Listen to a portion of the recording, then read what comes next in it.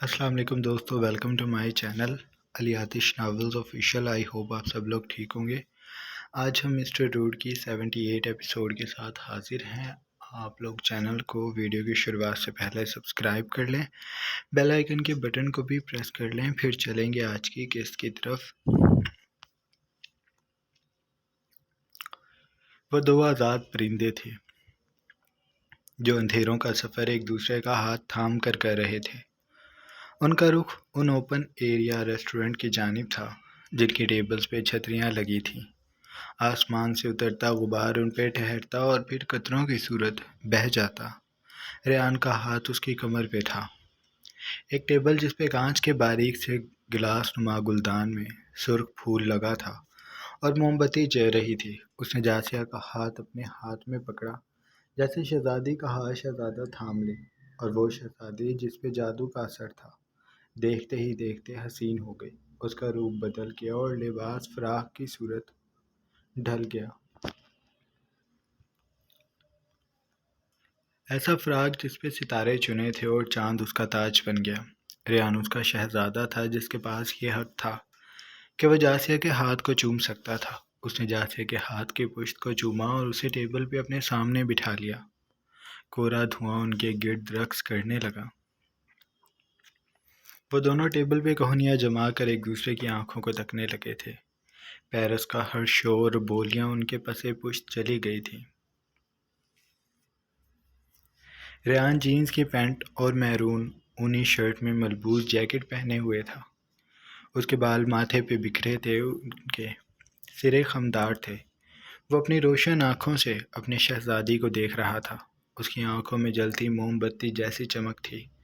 جاسیہ نے اسکرٹ پہن رکھا تھا جو اس کے ٹخنوں تک کا تھا، نیلے رنگ کے اسکرٹ اور اونچی باریک ہیل، ملائک فریب نقوش آہو چشم اور ان میں موجود چلمن سی پلکیں۔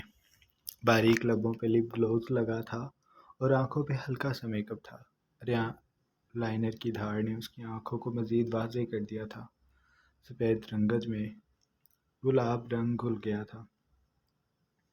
اس کی راج ہنس گردن اور ہنسلی کا گڑھا۔ ریان اس کے بھور میں کھو رہا تھا۔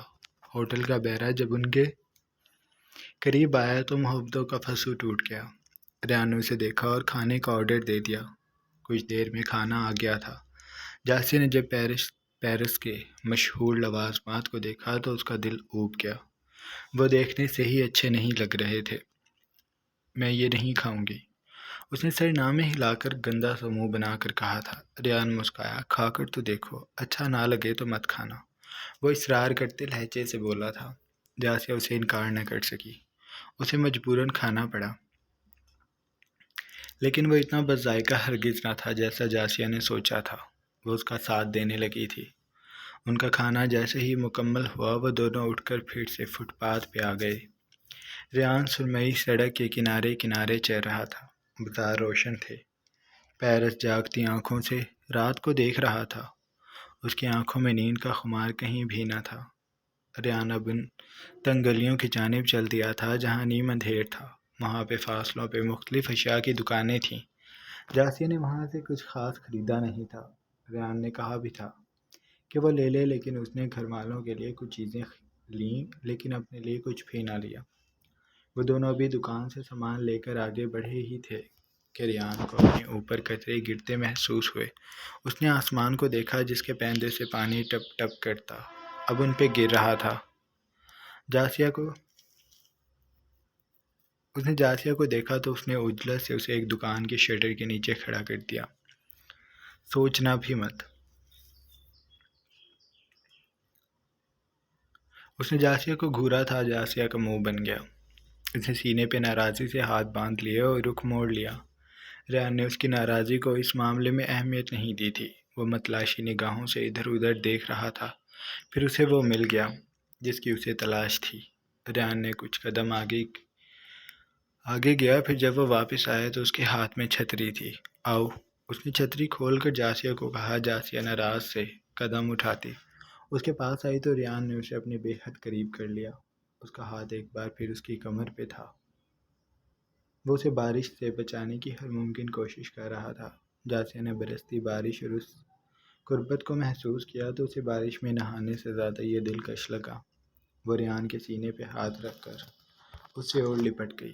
وہ لوگ چلتے جا رہے تھے۔ چند قدموں کے فاصلے کے بعد ریان رک کر جاسیہ کو دیکھا۔ اس کے ہونٹ نیلے پڑ رہے تھے، وجود کانپ رہا تھا۔ ریان نے اسے چھتری پکڑائی اور اپنی جیکٹ اتار کر اس کے شانوں پہ اڑا دی۔ پھر نہ جانے اس کے دل میں کیا آیا کہ اس نے جاسیہ کو دیوار کے ساتھ لگایا۔ ریان، وہ لچ کر اسے دیکھنے لگی۔ تمہارے ہونٹ سردی سے نیلے پڑ گئے ہیں۔ ریان ان لرزتے لبوں کو دیکھ رہا تھا۔ پھر اس نے جاسیہ کی کچھ بھی سمجھنے سے پہلے انہیں اپنے قبضے میں کر لیا۔ ریان، ہم سڑک پہ ہیں، وہ بہکتی بدقت بولی تھی۔ ریان ایک لمحے کو رکا۔ یہاں کسی کو کسی سے کوئی سروکار نہیں ہوتا، اور اب مجھے ڈسٹرب مت کرنا، وہ کہہ کر دوبارہ اس کے لبوں کو اپنے قبضے میں لے کر ان پہ شدت سے لمس دینے لگا۔ جاسیہ دیوار سے لگی کسی مچھلی کی طرح تڑپ رہی تھی۔ ریان کو اس پہ بہت مشکل سے رحم آیا تھا۔ پھر اس نے ہوٹل کی راہداری سے جاسیہ کو اپنی باہوں میں اٹھا لیا اور کمرے کی جانب بڑھ گیا۔ کمرے کا منظر یکسر بدلا تھا۔ اس میں نیم اندھیر بکھرا تھا اور پانی میں موم بتیوں سنگ گلاب کی پنکھڑیاں تیر رہی تھی۔ ریان نے اسے بیڈ پہ لٹایا۔ میری محبت کا جنون شاید آج پورا ہو جائے۔ وہ اس پہ جھکا اور اس کے وجود پہ اپنے لمس کی شدتیں بکھیرنے لگا۔ ریان، جاسیہ نے سسک کر کہا۔ اس کا لمس اس قدر شدید تھا کہ وہ رونے لگی تھی۔ کیا ہوا؟ آرام سے ریان، مجھے وہ آگے نہ بول سکی۔ اس نے جاسیہ کے لبوں پہ لب رکھے اور انہیں وہاں مس کرتے بولا، یہ 3 راتیں بس میری ہیں، تم کچھ نہیں کہو گی اور مجھے روکو گی تو بالکل نہیں۔ اس نے جاسیہ کے ہاتھ اپنے ایک ہاتھ میں تھام کر اوپر کیے اور پھر جاسیہ کو سنبھلنے کا بھی موقع نہیں دیا تھا۔ وہ اس پہ حاوی ہوتا جا رہا تھا۔ آدرش سمندر کے سامنے کھڑا تھا۔ اس کے ہاتھ میں وہی ڈبی تھی جس میں شان کا دیا ہولی کراس تھا۔ اس نے اس ڈبی کو دیکھا۔ اسے لگ رہا تھا جیسے ایزا سے محبت کرتے ہی ساری دنیا ایزا کے پیچھے لگ گئی ہے۔ پہلے وہ پھول، پھر نوفل اور اب شان۔ اس کی مشکلات بڑھتی جا رہی تھیں۔ وہ کیسے ان سب کو دور رکھے ایزا سے؟ اس کے پاس کوئی پلان بھی نہیں تھا۔ وہ اپنی دنیا میں رہنے والا ایک سمجھدار مرد تھا جس کا کام ہی اس کے لیے سب کچھ ہوتا تھا۔ اب اس کا ان جیسے لوگوں سے مقابلہ کرنے میں دقت ہو رہی تھی۔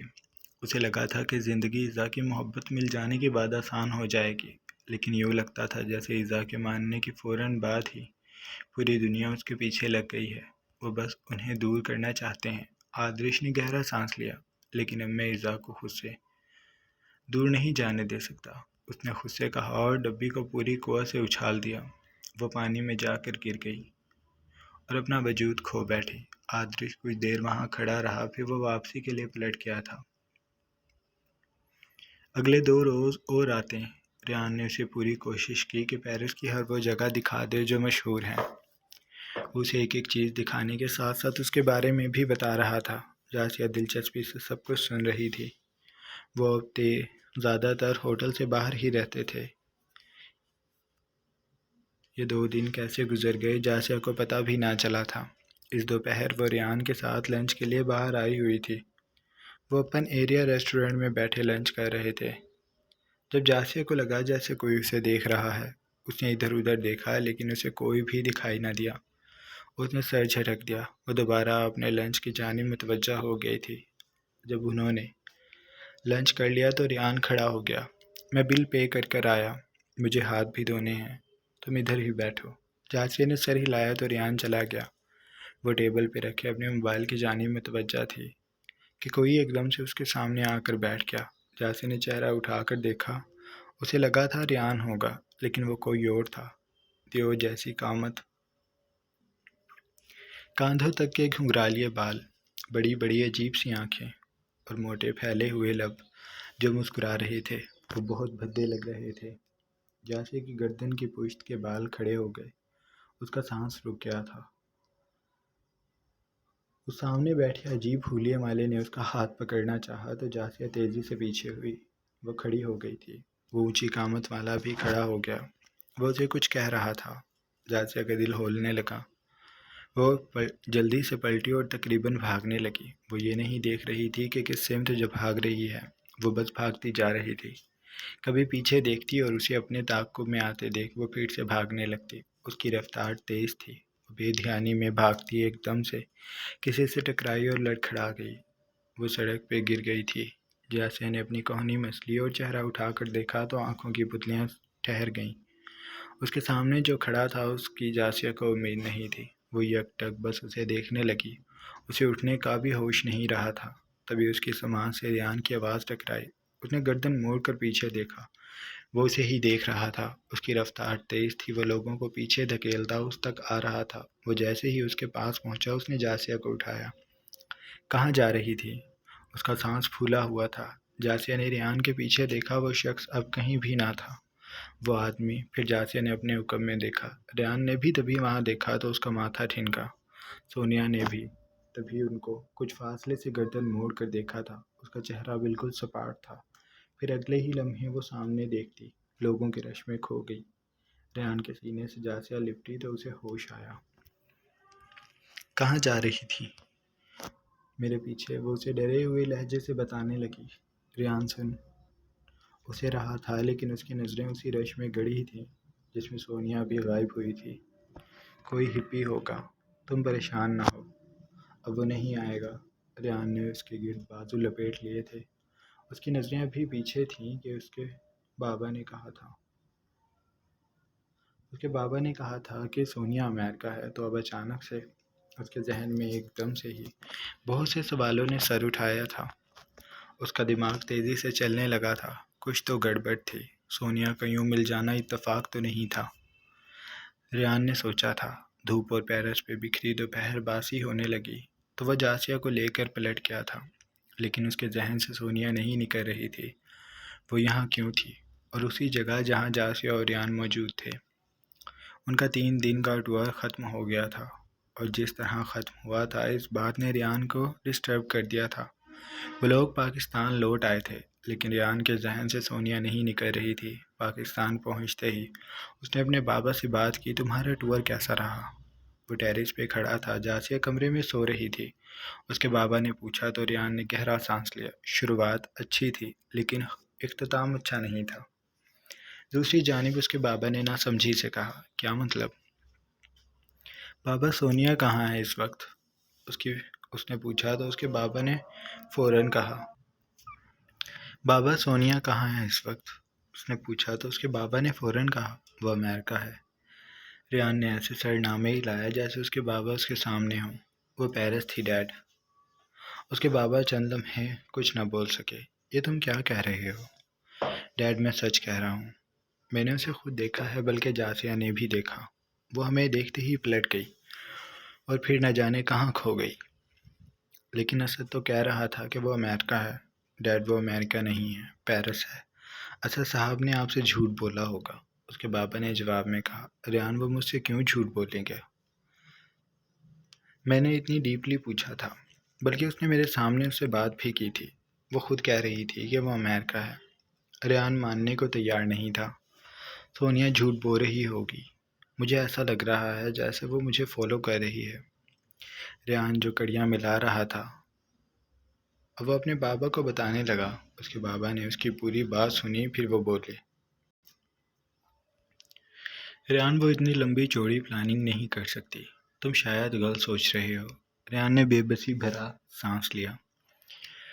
ہو سکتا ہے، وہ کہہ کر خاموش ہو گیا تھا۔ اس کے بابا نے کچھ دیر اس سے بات کی، پھر انہوں نے کہا، تم پریشان نہ ہو، سب ٹھیک ہو جائے گا۔ ہم ایک بار اس سفیر کو پکڑ لیں، پھر سب کچھ ہمارے سامنے ہوگا۔ ریان نے ٹھیک ہے کہہ کر فون رکھ دیا تھا۔ وہ منتشر وجود سے اندر کمرے میں لوٹ آیا تھا۔ جاسیہ بیڈ پہ بے خبر سو رہی تھی۔ ریان اس کے پہلو میں لیٹ گیا تھا۔ اس نے جاسیہ پہ بازو رکھا اور آنکھیں موند لیں۔ وہ چرچ میں بیٹھی تھی، سارے بینچ خالی پڑے تھے۔ پاسٹر سنگ لاکھ کے بڑے سے ہولی کراس کے پاس کھڑے اس کی صفائی کر رہے تھے اور وہ اپنے خیالوں میں گم بیٹھی تھی۔ صبح ادریش کے آفس جانے کے بعد وہ اسے بتا کر یہاں آ گئی تھی۔ رات سے اس کا دل کر رہا تھا کہ وہ چرچ جائے۔ رات ایزا کی امی کی اس کے پاس کال آئی تھی۔ ایزا نے پہلے تو اٹھائی ہی نہیں، لیکن جب فون مسلسل بجنے لگا تو اس نے کال اٹھا لی۔ مجھ سے بات بھی نہیں کرو گی؟ امی رو رہی تھی۔ ایزا کی بھی آنکھیں بھیگ گئیں۔ آپ نے بھی مجھے نہیں سمجھا امی، آپ نے یہ کیوں نہیں سوچا تھا کہ میرے پاس باہر کے راستوں کا ذریعہ ہی کیا ہے جو میں اتنا بڑا قدم اٹھا لیتی؟ اس نے رندھی آواز سے پوچھا تھا۔ امی کو کوئی جواب نہ آیا، وہ بس روتی رہی۔ اذا کی بھی بار بار آنکھیں بھیگ رہی تھیں۔ مجھے معاف کر دو، امی نے خود پہ ضبط پا کر کہا تھا۔ امی، میں نے آپ کو شرمندہ کرنے کے لیے وہ سب نہیں بتایا تھا۔ میں بس چاہتی ہوں کہ آپ لوگ مجھے غلط نہ سمجھیں۔ میں جس حالت میں اس وقت ہوں، اس حالت میں میں کسی کی بھی بد دعا نہیں لے سکتی۔ مجھے آپ کی بس دعا چاہیے۔ میں نے جو کچھ کیا اپنی اور آپ لوگوں کی عزت کے لیے کیا۔ میں اس بچے کو جائز بنا کر پیدا کرنا چاہتی تھی۔ یہ میرا امتحان ہے۔ مجھے اس میں آپ لوگوں کی مدد چاہیے، اس لیے آپ کو سب بتا دیا۔ امی، میں نے آدرش سے بھی شادی اس لیے کی تھی۔ وہ اپنی امی کو پھر سے سب کچھ بتانے لگی تھی۔ امی نے اسے بہت تحمل سے سنا۔ امی، آدرش بہت اچھا ہے۔ جتنا اس نے میرا ساتھ دیا ہے میرے لیے، جتنا اس نے کیا ہے، اتنا کوئی کسی کے لیے نہیں کرتا۔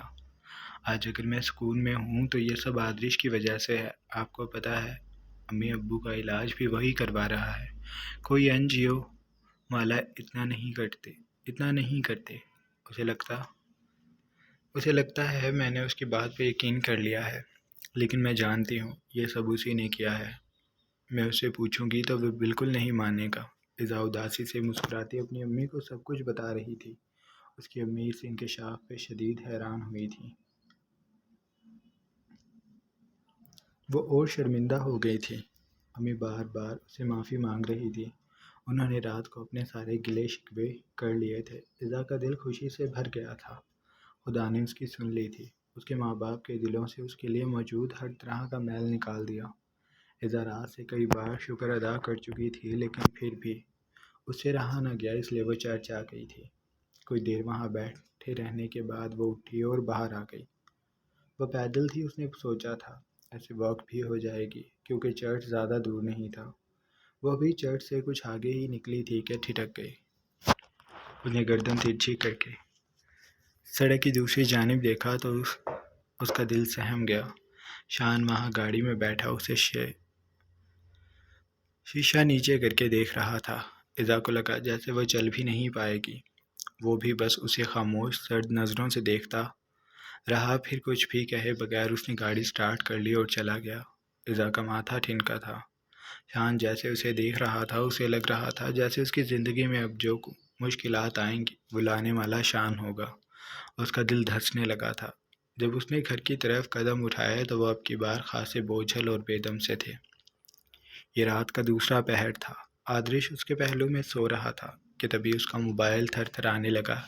اذا نے کسمسا کر اسے سائڈ ٹیبل پہ تلاش کیا۔ جب فون اس کے ہاتھ میں آ گیا تو اس نے اس کی اسکرین کو دیکھا۔ نمبر غیر شناس تھا۔ اس نے اٹھانا ضروری نہ سمجھا۔ وہ ابھی فون سائلنٹ پہ لگا ہی رہی تھی کہ اس پہ میسج چمکنے لگا۔ میں شان ہوں، کال ریسیو کریں، مجھے آپ سے ابھی بات کرنی ہے۔ اس کے میسج سے ہی اس کی بے چینی محسوس ہو رہی تھی۔ اذا کی نیند ایک دم سے اڑ گئی۔ اس کے پاس اذا کا نمبر کہاں سے آیا؟ وہ تیزی سے بیٹھی۔ کال پھر آنے لگی تھی۔ اذا میں ہمت نہیں ہو رہی تھی کہ وہ کال اٹھائے، لیکن فون مسلسل بج رہا تھا۔ وہ بہت ہمت کر کے آدرش کے پہلو سے اٹھی۔ جوتیاں ڈس کر وہ خاموش قدموں سے دروازہ کھول کر باہر نکل گئی۔ تمہاری ہمت کیسے ہوئی مجھے کال کرنے کی؟ وہ دبا دبا سا چلائی تھی۔ دوسری جانب جیسے شان نے سکون کا سانس لیا تھا۔ مجھے آپ کی آواز سننی تھی۔ اذا نے دانت کچکچائے۔ اب اگر تم نے مجھے کال کی تو اچھا نہیں ہوگا۔ ہاں، آپ صحیح کہہ رہی ہیں۔ مجھے آپ کو اب دوبارہ کال نہیں کرنی چاہیے۔